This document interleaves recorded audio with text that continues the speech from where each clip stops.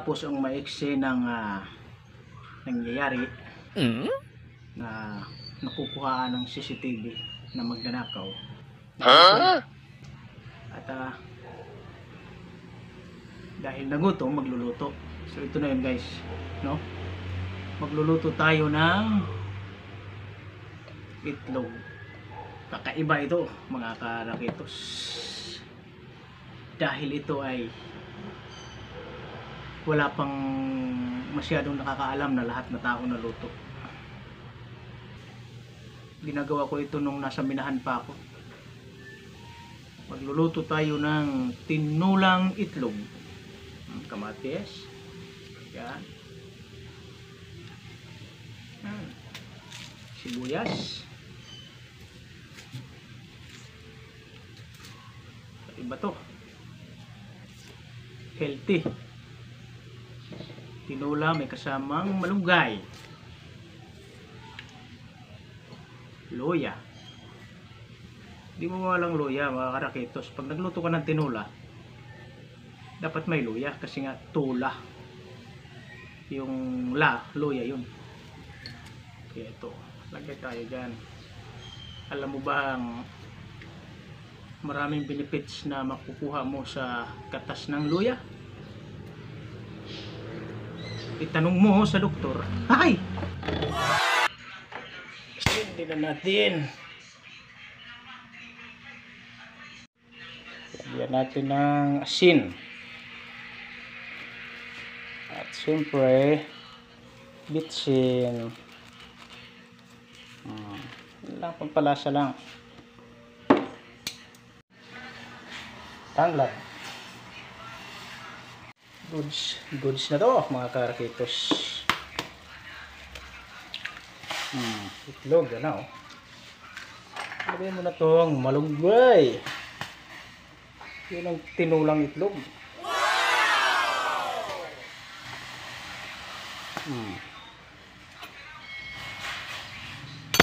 Ready to eat.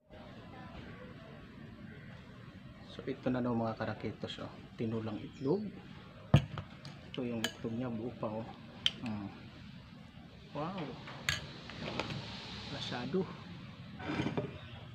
Ito na guys. Kainin na natin ang tinulang itlog.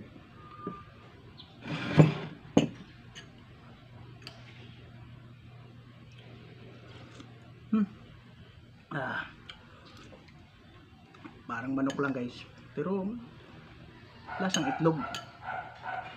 Kakaiba to. Kung gusto nyo tikman, tikman nyo. Naalala ko lang kasi nung nagpupuntaksyon ako, nasa minahan ako sa bandang Bislig, nagmimina ako dun. Pag makauwi kami ng barracks, tapos sarado na yung mga tindahan, wala nang makainan, may itlog naman sa bahay, may malunggay, may tanglad, asin, bitsin. Ito yung niluluto ng kuya ko, kapatid kong matanda sa amin. Kaya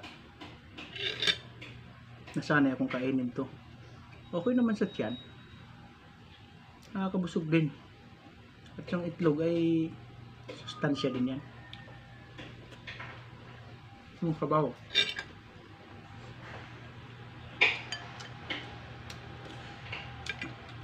Yung sabaw ang kailangan kasi pagod ka sa trabaho. Maraming nawawala sa iyong pawis. Kaya nga napalitan ng bagong tubig o sabaw.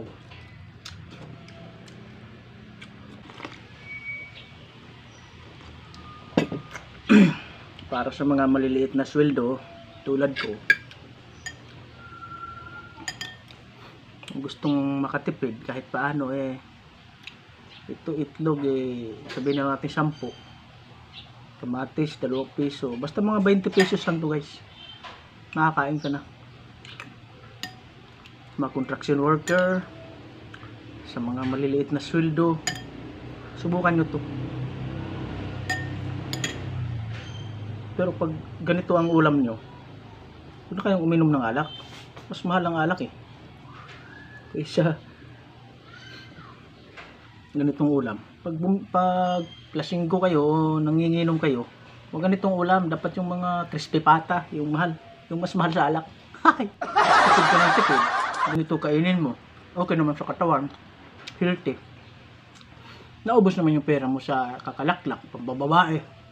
Hey! Bili mo naman ng ulam na masarap.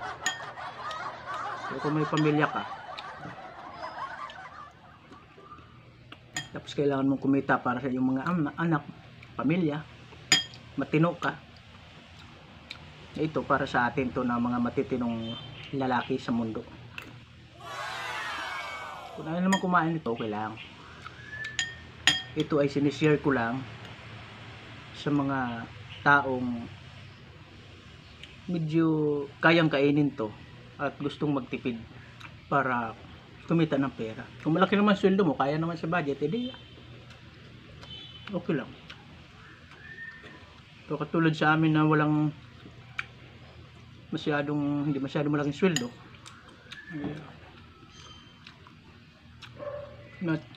mapagtyaga na kami rito.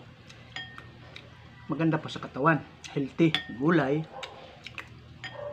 panikain kayo ng karne, ay karoon ka ng high blood dyan, atakihin pa kayo.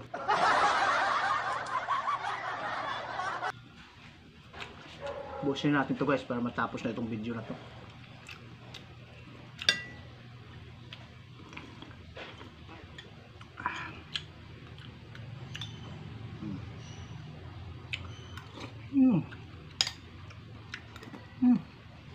Sarap ng dilaw-dilaw.